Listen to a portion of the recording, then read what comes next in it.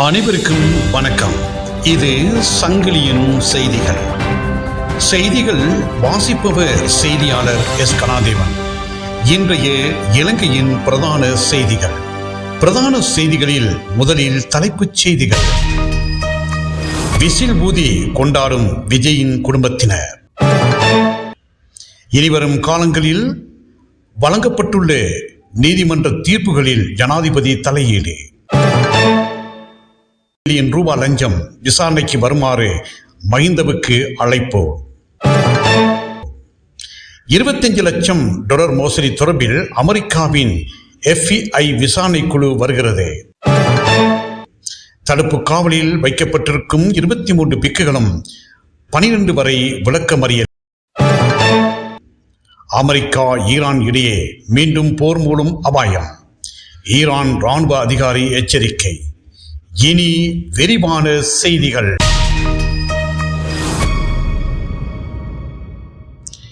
Whistle ஊதி கொண்டாடும் விஜயின் குடும்பத்தினர்.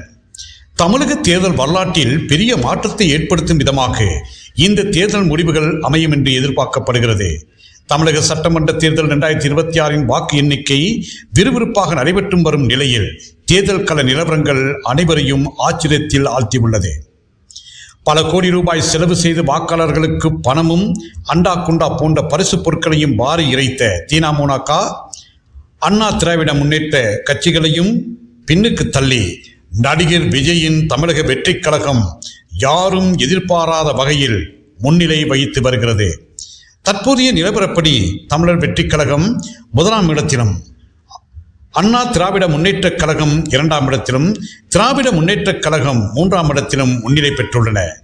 இந்த நிலையில் வாக்கு எண்ணிக்கையில் தமிழர் வெற்றிக் கழகம் தொடர்ந்து முன்னிலையில் வகித்து வரும் நிலையில் விஜய் குடும்ப அங்கத்தவர்கள் விசில் அடித்து கொண்டாடி வருகின்றார்கள்.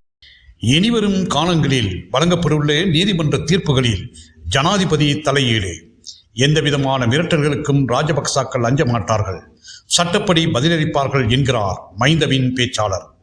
இனிவரும் காலங்களில் வழங்கப்பட்டுள்ள நீதிமன்ற தீர்ப்புகள் குறித்து தற்போதைய ஜனாதிபதியினால் முன்கூட்டியே தீர்மானங்களை வெளியிடுவது நீதிமன்றத்தை அவமதிப்பதோடு நீதிபதிகளின் சுதந்திரத்தில் தலையிடும் செயல் என முன்னாள் ஜனாதிபதி மஹிந்த ராஜபக்சவின் ஊடக பேச்சாளர் சட்டத்தரணி மனோஜ் கமகே தெரிவித்துள்ளார்.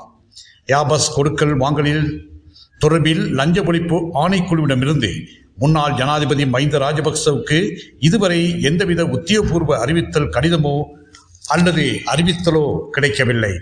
யாபஸ் கொடுக்கல் வாங்கல் தொடர்பில் வாக்குமூலங்களை பெற்றுக்கொள்வதற்காக முன்னாள் ஜனாதிபதி மஹிந்த ராஜபக்ச மற்றும் முன்னாள் அமைச்சர் பிரியங்க ஜெயரத்ன ஆகியோருக்கு மே மாதம் 12ஆம் தேதி லஞ்ச ஊழல் விசாரணை ஆணைக்குழுவில் முன்னிலை ஆகுமாறு அழைப்பு விடுக்கப்பட்டுள்ளதாக ஊடகங்களில் வெளியாகும் செய்திகள் தொடர்பில் அறிக்கை ஒன்றை வெளியிட்டே சட்டத்தரணி மனோஜ் கமகே இவ்வாறு தெரிவித்தார்.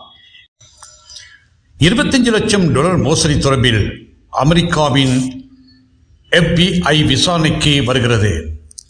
இலங்கையின் நிதியமைச்சகத்தில் மின்னஞ்சல் ஹேக்கிங் மூலம் 2.5 மில்லியன் அமெரிக்கா டாலர்கள் திருடப்பட்டதாக கூறப்படும் விவகாரம் தொடர்பாக இலங்கை புலனாய்வு அதிகாரிகள் அமெரிக்காவின் மத்திய புலனாய்வு அமைப்பான FBI-யின் உதவியை நாடி உள்ளதாக குற்றப்புலனாய்வு துறையின் மூத்த அதிகாரி ஒருவர் தெரிவித்தார்.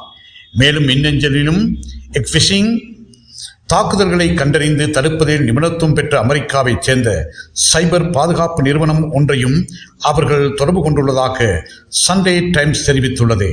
மோசடி மின்னஞ்சல்கள் எங்கிருந்து வந்தன, திருடப்பட்ட பணம் தற்போது எங்கு உள்ளது, இந்த மோசடியின் பின்னணியில் இருப்பவர்கள் யார் என்பது குறித்து இன்னும் தெரியவில்லை. மத்திய வங்கியின் நிதி புலனாய்வு பிரிவுக்கும் இது குறித்த தகவல்கள் இதுவரை கிடைக்கவில்லை என்று அந்த அதிகாரி பெயர் குறிப்பிட விரும்பாமல் தெரிவித்தார். இந்த விசாரணை தற்போது சர்வதேச அளவில் விரிவடைந்துள்ளது.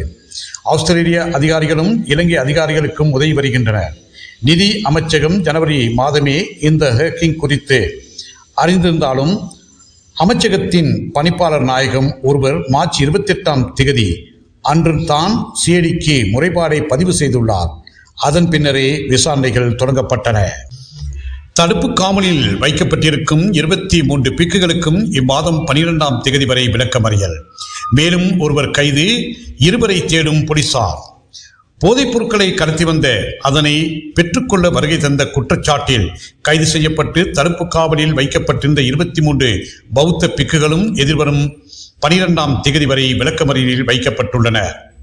தாய்லாந்திலிருந்து 110 கோடி ரூபாய் பெறுமதியுள்ள 110 கிலோ கிராமுக்கும் அதிகமான குஸ் மற்றும் ஹாஸ் போதைப் பொருட்களை கடத்தி வந்த 22 பிக்குகளையும் அவர்கள் கடத்தி வந்த போதைப் பொருட்களை பெற்றுக்கொள்ள விமான நிலையம் வந்திருந்த பிக்கு ஒருவரையும் கைது செய்து கொழும்பு போலீஸ் போதைப்பொருள் தடுப்பு பிரிவினர் நீதிமன்றில் ஆஜர்படுத்தி 7 நாள் தடுப்பு காவல் உத்தரவு பெற்று தடுத்து வைத்து விசாரணை நடத்தி வந்தனர்.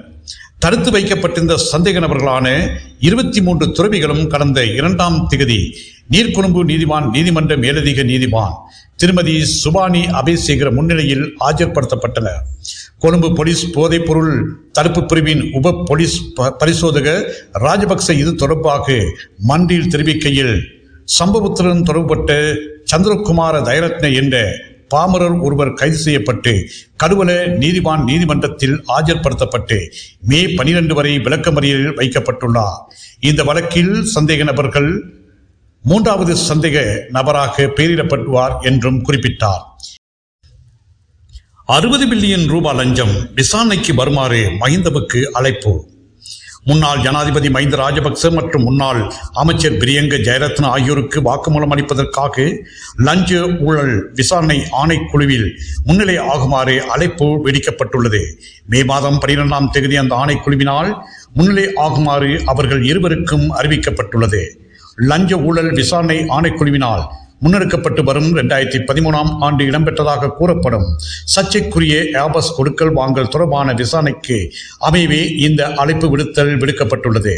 2013ஆம் ஆண்டில் ஸ்ரீலங்கன் விமான சேவை நிறுவனத்துக்காக 6 ஏபஸ் A330 ரக விமானங்களையும் மற்றும் 8 A350 ரக விமானங்களையும் கொள்வனவு செய்யும் போது 2 மில்லியன் அமெரிக்க டாலர்களை லஞ்சமாக பெற்றதாக அன்றைய ஸ்ரீலங்கன் விமான சேவையின் பிரதம நிறைவேற்று அதிகாரி கபில சந்திரசேன மற்றும் அவரது மனைவி நியோமாலி விஜயநாயக ஆகியோர் மீது குற்றம் சுமத்தப்பட்டுள்ளது.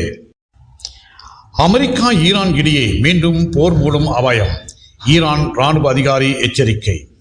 ஈரான் முன்மொழிந்துள்ள சமாதானத்துக்கான நிபந்தனைகளை அமெரிக்கா ஜனாதிபதி டொனால்ட் ட்ரம்ப் நிராகரித்ததை தொடர்ந்து இரு நாடுகளுக்கும் இடையே மீண்டும் போர் ஏற்படுவதற்கான வாய்ப்புகள் அதிகம் உள்ளதாக ஈரான் இராணுவ உயர் அதிகாரி ஒருவர் எச்சரித்துள்ளார்.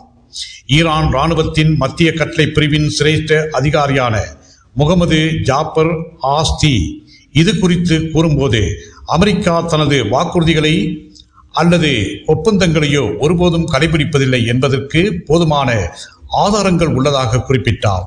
இதனால் ஏப்ரல் 8 முதல் அமலில் இருக்கும் தற்காலிக போர் நிறுத்தம் முடிவுக்கு வந்தது. மீண்டும் மோதல் வெடிக்கும் சூழல் உருவாகி உள்ளதாக அவர் தெரிவித்தார். பிப்ரவரி 28 அன்று ஈரான் மீது அமெரிக்காவும் இஸ்ரேலுக்கும் நடத்திய வான்வெளி தாக்குதல்களை தொடர்ந்து இந்த மோதல்கள் தொடங்கியது என்பது குறிப்பிடத்தக்கது.